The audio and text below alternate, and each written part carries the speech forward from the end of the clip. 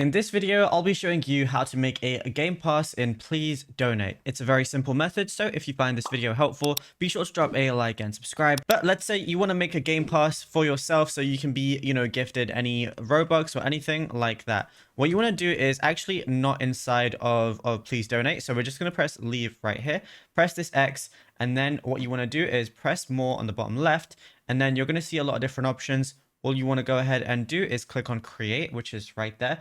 It's then going to open up another page and it's going to be your browser. So just make sure you're logged into the correct Roblox account.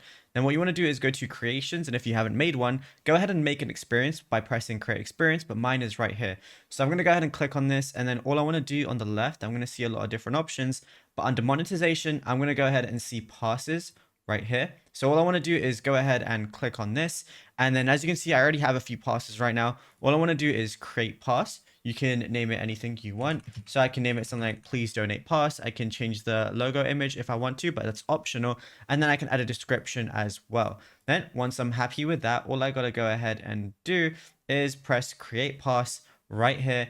And then, yeah, that's literally it. It's just going to instantly create a pass.